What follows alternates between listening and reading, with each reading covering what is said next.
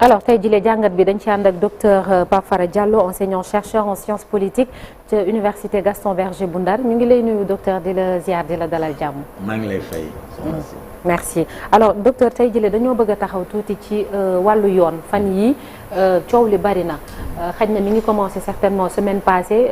assemblée nationale ba ñuy voté loi d'interprétation amnistie bi dégg nañu ñenn ci ay députés yu jël kàddu di sonj wala di ñaax ministre de la justice naan liggéey bi dafa yéex nañ ko baral et tout moom par la suite le garde des Sceaux a répondu wax na ni moom kenn mënu ko teg pression te moom itam bu kenn xalaat mu teg pression magistrat yi rawatina ceux du siège. et puis ginnaaw si loolu itam président de la république waxtaan mu seqoon ak journalistes yi 4 avril dégg nañ ko itam mu ne il appartient quand même au peuple askan wi ñoo war a teg pression justice mu di ay xañ na déclaration wala ay yenn yu ñu gis ay postures yi ñenn ñi di am à l'endroit de la justice ou du ministre de la justice ndax loolu mën na dem ba indi ay jafe-jafe diggante moom ak ñi nga xamante ni ñoom ñoo ko fa teg. waaw jàpp naa ni d'abord maa ngi leen di nuyu di rafetlu invitation bi mais jàpp naa ni ku nekk si ñoom mi ngi ci rôle am député yi askan wi lañ fi teewal te bu ñuy waxante dëgg la justice est rendue au nom du peuple. donc bu fekkee askan woowu nga xamante ni moo fal ay député am jàpp nañ ni ñu gisee ni yoon mi ngi koy doxee xëy na gaawul ni ñu ko yaakaaree am nañu droit interpeller seen ay ndaw yu ñu teg ci assemblée nationale ngir ñu yeggee seen i mbébét ministre de la justice bi nga xamante ne ñëwoon na ci bis boobu ñu doon wootee loi interprétative loi d'amnistie bi donc ñi ngi seen rôle. askan wi tamit bu président de la république ne ñoom ñoo war a teg pression justice bi askan wi bu ko defee mi ngi ci rôle am ce qui est li nga xamante ni mooy indi xëy na jafe-jafe mooy ñu déggee ko ci président de la république mu wax ni teg pression. est-ce qu'un président doit dire ça? en fait en ce qui me concerne dérangé wu ma pour 2 raisons la première raison mooy bu fekkoon dama ko dégg mu ni man wala ñun nguur gi dinañ teg pression justice bi boobu dafay fausser complètement le principe de la séparation des pouvoirs waaye bu fekkee la justice est rendue au nom du peuple mu xam ni moom amul benn moyen pour teg pression juge yi ndax bu ko defee day waroo ak promesse de campagne am day waroo ak fi ñu jógee ak ni mu méttee mu doon diggante yu xaw a heurté diggante askan wi ak justice bi président de la République bu ñu ko déggoon loolu bu ñu ko déggoon mu wax loolu nii dinaa jéem a xool nu ma def ba dossiers yi gën a gaaw wala loolu dina nekk loo xamante ni lu ñu ëlëm la waaye dafa ni askan wi ñoom ñooy justiciable yi parce que ci askan wi daf si am ñoo xamante ni xëy na amoon na ay jafe-jafe yu ñu amoon ak justice bi période sombre bi ñu dundoon diggante 2021 ak 2024 mu nekkoon ay emprisonnement massif mandat de dépôt systématique xëy na ñooñu lay jàppee ni askan la boo xamante ni bu fekkee yàkkamti nañu te ñu am droit interpeller justice ñun ñi sax kenn gisu ñun bu ci amoon benn procès mbir yi yéex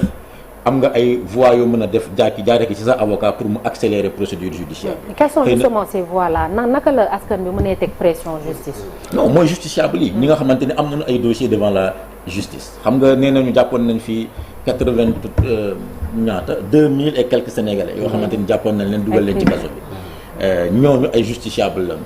am nañu droit bu ñu porter plainte gannaaw léegi loi interprétative bi maye na ko bu ñu porter plainte gis ni mbir yi ni ñu koy instruire yéex na ñu mën a exercer les voies yi nga xamante ni mooy à travers seeni avocat ngir yaakaar ni dana gën a mën a huiler machine bi donc loolu c'est une forme de pression bu ñuy teg le juge waaye beneen affaire dafa am te loolu tamit dafay ñëwaat ci le président de la république wax mu nekk ñaareel bi tax ma ni mën naa ko comprendre mooy que ni ci biir waxam nee na dafa am déficit de magistrats et que magistrats yi tribunaux yi ils sont submergés par des dossiers te boo xoolee am na ci dossiers yu bëri yi nga xamante ni moom la askan wi yàkkamte ñu instruire leen pôle judiciaire financier moo ko war a instruire te clairement nombre de magistrats ya fa nekk dafa néew ba tax ba xëy na ni ñuy traiter dossiers yi dana am yéex bu ci am askan wi nag ay la yëwan bu fekkee dañ def un raisonnement sociologique askan wi yàkkamti na gis ñu commencé di traiter dossiers yooyu am na si yu ñu commencé di traiter waaye askan wi bëgg-bëggam mënul méngoo fala budda ak temps wu justice loolu mënul nekk interprétatif mais par rapport ak reddition des comptes foofu askan wi nan la mën a tegee pression justice pour mu gën a baral affaire yi lenn moo mën nekk ay association société civile wala ay parti politique yi nga xamante ni dañu affilié wu ci parti Pastef wala parti Pastef moom ci boppam mën na yoon maye na ko ñu def ay mobilisation collective pour ni dañu bëgg li nga xamante ni yaakaar nañ ni doxalin bu ñaaw la woon bu ñu doon gérer suñu ay deniers publics suñu ay finances publiques ba tax mu jural ñu lim ñu jural suñu réew xëy na bu ñu nekkul ci guuta waaye jege na lu nekk ci guuta ñun am nañ droit en tant que citoyen organisé wu ay organisation société civile yuy yëngu ci wàllu transparence ak redevabilité wala aussi ay parti politique yi nga xamante ni yaakaar nañ ni war nañu mën a def ay mobilisation collective ngir exiger que ñu traité dossiers yi nga xamante ni moo tax ba suñu réew nekk ci situation bi espérant que bu ñu traité dossiers yooyu noonu rapidement dana am ay xaalis koppar bu ñu dugalaat ci gafu ko nguur récupérer ko ci ñi ñu njott ni xëy na ñoom ñoo jël loolu aussi c'est une forme de pression saine que le peuple peut exercer mais est-ce que justice méngoo na déjà ak le mot pression parce que justice quand même sérénité la laaj ak dal ci lañ mën a rendre justice mais fu pression am problème day am parce que dans le passé yi fi amoon gis nañ ko ci traque des biens mal acquis ban fi waxee ne affaire yi dafa war a gaaw ay accélérer ay cadences jurul résultat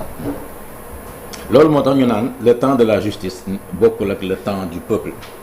peuple bi ci droit am la nekk moo tax damay wax ni ku nekk lan mooy àqam ak yelleefam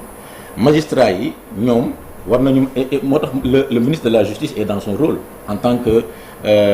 chancellerie moo tax mu ni man du ma exercer pression ci magistrat yi bu kenn yaakaar ni dana mën a exercer pression ci man te loolu mooy seen rôle ndax la justice doit être rendue dans la sérénité dans l'intime conviction du juge le juge bi nag bu fekkee loolu dafa war a rendre décision boo xamante ni décision bu mucc ayib la il faut que mu am dal mu bañ a am benn pression bu jógee ci exécutif wala ci législatif jëm ci moom waaye kenn mënul empêcher tamit askan boo xamante ni yaakaar nañu ay justiciable lañu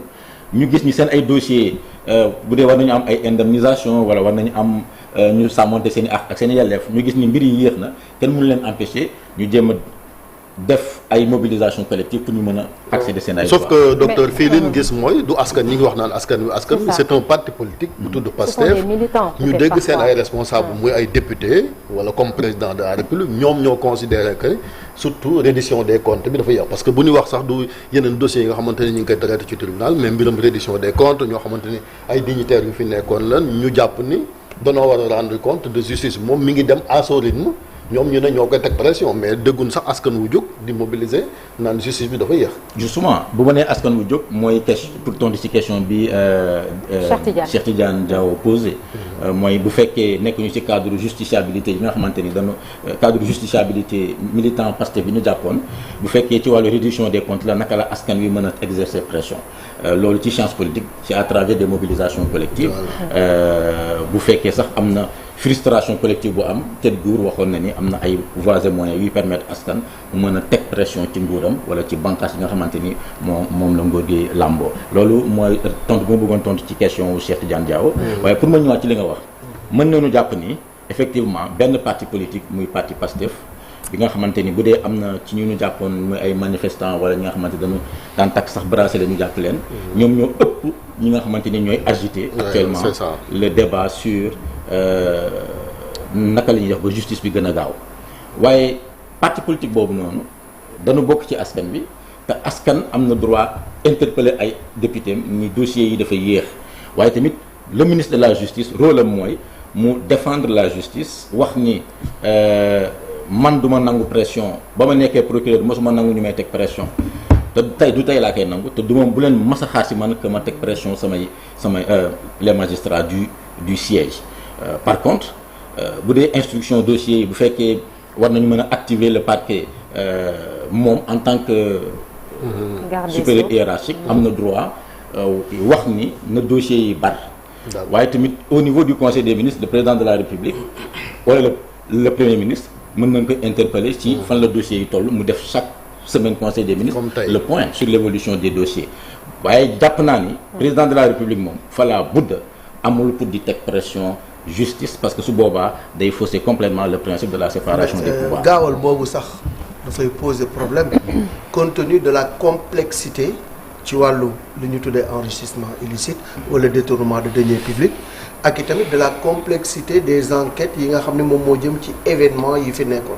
loolu kenn mënu ko parax-paraxee parce que les faits visés sont d'une extrême gravité te ku ñu ci jàpp à la mën nga tëdd lu nga xamante ni aussi lu yàgg lay doon donc balaa ngay priver nit ki de sa liberté il faut des enquêtes sérieuses des enquêtes fouillées et ça prendra le temps que ça doit prendre, n'est-ce pas. mas naa dégg Ousmane Sonko le premier ministre mu wax ko ci benn intervention am mu ni suñu bëggoon def justice des vainqueurs xëy na dañuy ñëw rek bàyyi fi tegg ñi fi nekkoon teg fi suñuy nit ba pare commencé leen jox ay instruction ñu commencé di taxañ dossiers yi waaye su boobaa xëy na dinañu waroo ak li ñu promettre woon askan bi. règlement de compte lay doon nit dinañ am rupture ndax règlement de compte lay doon du nekk ci reddition des comptes. ma jàpp ni loolu mooy stratégie bi nga xamante ni moom la ñu bëgg a teg waaye tamit am na discours yoo xamante ni bu président de la République utiliser le mot pression day tax ba nit ñi amee yaakaar ni xëy na ñoom yàkkamti nañu dossiers yi et que le simple fait de le dire le président de la République le simple fait mu wax loolu day mel na mi ngi exercer pression. Une sorte de violence symbolique sans le dire clairement wala sans le vouloir. jaarale ko ci askan wi xëy na askan wi war na mën a mais man jàpp naa ni la méthodologie wala la méthode bi nga xamante ni suñu ay njiit ñu ngi koy utiliser boobu ba léegi wane na ni wax dëgg yàlla am nañu yéene bàyyi justice bi def liggéeyam tranquillement alors posture ndax jàpp nañ ni aussi comme ni nga ko waxee. dossiers yi ay dossiers yu complexe la. très complexe yoo xamante ni dafay laaj des enquêtes sérieuses parce que nit ki tamit boo koy toppee ay 125 milliards wala lu ëpp loolu. wala toppee ko rey nit wala nga toppee ko rey nit du dossier yoo xam ne da nga ñëw taxañ ko parce que peine yi nga xamante ni moo si mën a découler ay peine la yoo xamante ni ay peine yu am doole la donc war na laaj justice bi jël temps am mener enquête yi mu war a mën a instruire correctement les dossiers à charge et à décharge pour que lépp loo xamante ni soqeekoo na si ci ay jëm ci ay condamnation donc loo xamante ni askan wi yëpp kenn du ko naatable te même ñi nga xamante ni ñoom lañ ko teg tamit mooy ay daan fallaa bu dee dinañ xam ne yoon moo def liggéeyam ba egg ci cëppaandaw ga ñoom ñu mën leen. alors le ministre posture bi mu jël mu nekk vraiment une grande personnalité une forte tête bu ñu ko mënee waxee noonu ak wax bi nga xam ne wax na ko ak tolle bi ci topp ñu bëri di wax ni est-ce que sax moom poste bi mu nekk noonu c'est pas menacé compte tenu du fait que nee na kenn mënu ko teg pression moom it du teg benn magistrat pression est-ce que loolu ça ne va pas à contre-courant de ce que veut ses employeurs justement ses employeurs. waaw gis naa ni depuis mu wax loolu. ak depuis bërki Demba Ndiaye bi président de la République defee déclaration ci fête de l'indépendance bi médias yi partis politiques yi yenn même ci société civile bi ñu ngi agité wu allant dans le sens de constater ou bien de vouloir supposer benn malaise bu am diggante président de la République wala ak ministre de la justice jàpp ma ni loolu moo am actuellement parce que ñoom ñi tànn le ministre de la justice xam nañu démbam xam nañu posture am xam nañu taxawaayam ci wàllu justice ba mu nekkee procureur nga xamante ni ñëpp jàppee nañ ko bañkat te ñi ko tànn tamit xam nañu lu tax ñu tànn ko donc xam nañu li ñu soxla ci moom mooy mu jël mbir yi ak sérénité waaye mu dem ci jusqu'au bout bañ a am benn pression ni religieuse ni économique ni politique boo xamante ni dafay tegu ci ndoddam wala mu tegu ci ndodd magistrat yi ba du ñuy def seen liggéey na mu waree parce que nag ay la yëwan ñun li ñuy gis li ëpp te médias yi li ko gën a fesal mooy ay pression politique jóge ci exécutif bi wala jóge ci dossier politique yi nga xamante ni opposants yi comme mais am na yeneen type de pression yoo xamante ni magistrats yi dañ koy subir te pression la yoo xamante ni xëy na sax moo ëpp li muy impacter décision juge yi que les pressions politiques muy ay pression économique wala ay pression religieuse loolu dafa am te ñëpp xam nañ ni moom nekkul ci kuy subir pression yooyu noonu et que dina fexe ba organiser pouvoir judiciaire bi organiser justice bi mu doon justice bu performante loolu ci li tax ñoom ñu tànn ko ci la loolu tax ñu tànn ko parce que ñoom ci ay jamono bi ñu leen di bundu xataal ak di bundu xataal seeni militant am na posture bu ci Ousmane Diagne amoon ba ñu xam ni moom subirul benn pression il n'a cédé à aucune pression loolu moo gën a yokk tax ñoom ñu jox ko looloo tax ma gëm ni poste bi ñu ko jox looloo tax ma gëm ni waroo amul diggante posture le ministre de la justice ak posture autorité yu ñuy jiite muy premier ministre wala président de la république waaye kenn mënul gëmm ci li nga xamante ni mooy bëgg-bëggu askan wi askan wi am na droit fësal ay bëgg-bëggam. ni ñu ko dañ jàpp ni dossiers yi yéex na parce que am na ñu bëri ñoo xamante ni xëy na am na ay rapports yu leen fi épinglé woon muy ay rapport Covid wala ay yeneen dossiers yoo xamante ni épinglé na leen ba ñu ngi dox seen soxla parce que aussi interpellé woon nañ ci premier ministre mu ni mais loolu mënuñu tëb rek di jàpp ni ñi di dugal ci kaso bi. il faut que ñu bàyyi yoon mu def liggéeyam. je crois que li ñuy faral di wax naan ci wolof ku bëgg fu mu fanaan ak ku bëgg ku ko wéttali. te jël buntu bi du leen boole. l'un dans l'autre askan week ñi nga xamante ne ñoom la ñu tànn ñu nekk seen njiit tey ñoo bokk lu ñu bëgg mooy que ni reddition des comptes am. justice bi ñi mu war a topp mu topp leen li mu war a mën a récupérer ci alal dugal ko ci gafa ko nguur ñu mën ko récupérer waaye jafe-jafe bi wala teg ko ci yoon aussi teg ko ci yoon aussi ndax volonté politique affichée la léegi est-ce que di leen ko jëmmal foofu lañ leen di xaar ndax bu ñu tegee pression justice bi rek mooy amoon nekkatuñu ci yoon bi nga xamante ni moom lañu diggoon askan wi mais donc loolu tamit nekk na loo xamante jàpp naa ni warul tax ñu ni waroo am na diggante président de la république ak ministre de la justice donc Ousmane Diagne nekkul cas ci gouvernement c'est pas un cas dans le gouvernement très honnêtement maintenant nag en matière de politique l'événement est roi on ne sait pas de quoi demain sera fait mais pour le moment d'après li ma analysé ci fait yi ak di déclaration yi ma dégg d'un côté comme de l'autre il y a pas un cas Ousmane Diagne dans le gouvernement du Sénégal mais docteur constat njiitu réew mi ngi am pratiquement 10 mois après assise de la justice yi nga xam ne organisé woon nañ ko là on est tenté de se poser la question à quoi ont servi ces assises parce que yaakaaroon nañu suñ si jógee dinañu am amélioration plutôt ci fonctionnement justement et il y a eu des recommandations justement boo xoolee ci recommandation yi nga xamante ni def nañu objet consensus recommandation yëpp ñu ngi koy jëmmal benn par benn te ni bu ngeen xoolee ni yoon di doxee comparé ak li ñu fi tàmmoon di gis depuis jamono Macky Sall ak jamono yu ko weesu ba ci jamono Ablaye Wade di ngeen gis ni justice bi la justice fait de moins en moins l'objet de critiques à part ñi naan dafa yéex mais kenn waxul ni muy doxee jaarul yoon ndax yàgg nañ fi gis jamono yi ay opposants yu ñuy jàpp yu dem ñu déglu leen bàyyi leen ñu dem ñibbi parce que juge bi ni deful dara non lii wala ñu àtte leen plus rapidement àtte bu gaaw parce que flagrance la ñu yóbbu mais da nga naan gis koo xamante ni dafa def benn délit en flagrance ñu yóbbu ko instruction parce que bu procureur viser certaines dispositions du code pénal fala boobu juge bi il a les mains liées amul droit bañ a def mandat de dépôt donc yooyu noonu gis nga ni mandat de dépôt systématique yi wàññeeku na réew mi gën a am dal ci wàllu traitement dossier judiciaire yi xanaa kay li nit ñi di kaas muy jafe-jafe mooy yéexaayu ni traité dossier yi waaye tamit effectivement ni ko ministre de la justice waxee le temps de la justice n'est pas le temps du peuple te bu fekkee tamit président tamit li mu wax tamit beneen facteur la buy entrer en jeu mooy que ni y a pas assez de magistrats bu fekkoon am nañu assez de magistrats pour le judiciaire financier par exemple ni ko dossiers yi accueillir instant bi bu fekkoon am nañu assez de magistrats mën nañu éclater dossiers yi mu permettre à ce que mbir yi gën a gaaw waaye malheureusement l'État pour le moment ak jafe-jafe économique yi mu am n'a pas les moyens dossiers yi dañ faa fekk yeneen di dossiers yu fa toogoon di xaar déjà à quel moment lañ mën a taxaw ne justice bi dafa yéex parce que gis nañ ni par exemple ba ñu installé waatee membre haute cour de justice bi ñu ngi taxaw ne léegi comme installé nañ ko am na ñu war a àtte lu ci mel ni ancien président bi ay ancien ministre ba ñu ñëwee itamit ci loi d'amnistie bi loi d'interprétation bi tam automatiquement am na ñu cité dañ leen war a dem jëli ak nii même ci wàllum parquet pôle judiciaire financier bi aussi pareil donc à quel moment lañ mën a taxaw ne yoon ni muy doxee dafa yéex. ñetti mbir nga wax yu bokkul. benn bi mooy wàllu haute cour de justice. taxawal nañ ko te warul woon nekk lu exceptionnel. c'est ça parce que c'est normalement bu fekkee législature bu bees ñëw na. war nañu taxawal haute cour de justice. haute cour de justice boobu mooy àtte ñëpp ñi nga xamante ne dañu amoon privilège de juridiction. président de la république ci la bokk. premier ministre ci la bokk ministre yi ci lañ bokk. donc yaakaar naa ni haute cour de justice boobu nga xam ne taxawal nañ ko. procureur Aliou Ndao bi fi nekk député. bokk ci ñi nga xamante ni ñoo koy jiite. mi ngi nekk di teg nank-nank ay jéego ngir jëmmal poursuite yi nga xamante ni war na am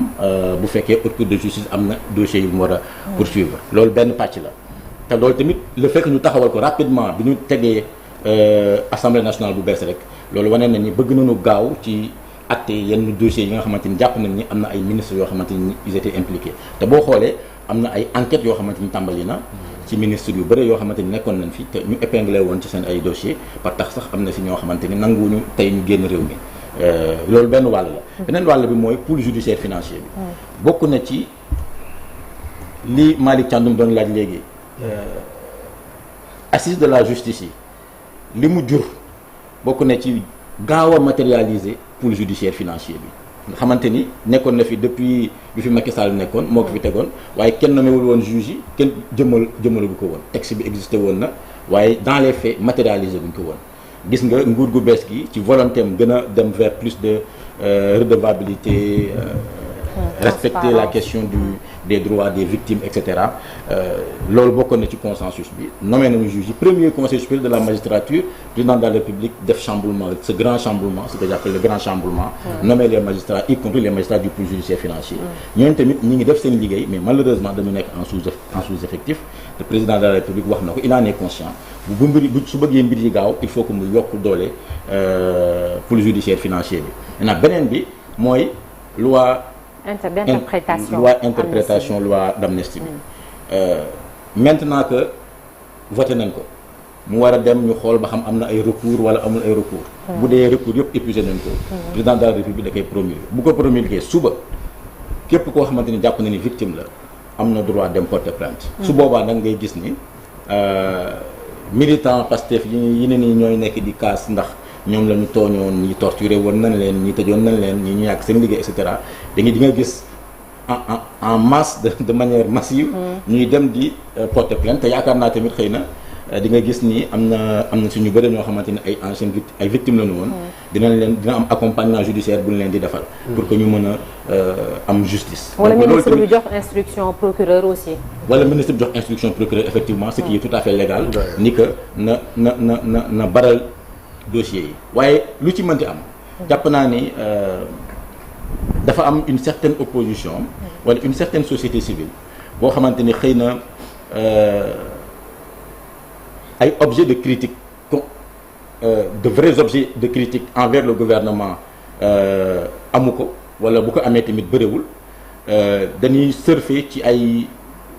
déclaration malencontreuse bu dee mën naa ko tuddee noonu yoo xamante ni am na wala ay déclaration normal parce que c'est de bonne guerre non c'est de bonne guerre on est en politique wala ay déclaration yoo xam xaw na waroo ñu bëgg ko exacerber ngir jéem a acté benn supposé malaise au sommet de l'État donc il y en a pas mais jàpp naa ni il y a pas un cas Ousmane Diagne il n'y a pas de malaise profond entre l'exécutif et le judiciaire et je crois que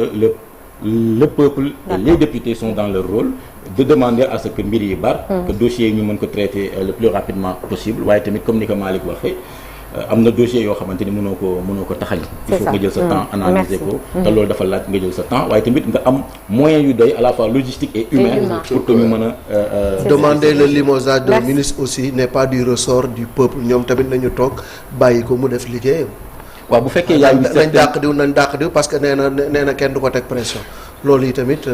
il faut que état bi aussi départir ci loolu nit ñi xam ne ay militants lañu dañu war a yem place militant mais waruñu ne nommé nañu docteur ñu ne lu tax ñu koy nommé wala boog diw nañ ko dàq c'est pas à eux de dicter leur loi à nos autorités. non pas du tout xam nga boo gisee tamit ñuy waxee noonu xëy na dañ ko fi jéemati ko au moins ñaari yoon ci ay cas de nomination yoo xamante ni ñu jàpp ni mën nañu exercer pression ba tax président de la République dellu ginnaaw ci nomination yi wala premier ministre def déclaration wax ci nomination yooyu noonu ñu ne xëy na fii tamit mën nañ fa jaar waaye xëy na dama yaakaar ni dañu ñàkk xam lu tax gouvernement bi premier ministre ak président de la République tànn monsieur Ousmane Diagne dama yaakaar xamuñu dëgg-dëgg. et puis l'État ce n'est pas le parti. non l'État c'est pas le parti. gis nga bu fekkee dañu nar a dundaat état parti wala parti état nga xamante ni expérimenté nañ ko pendant 40 ans. diggante des décennies de 1960 ba 2020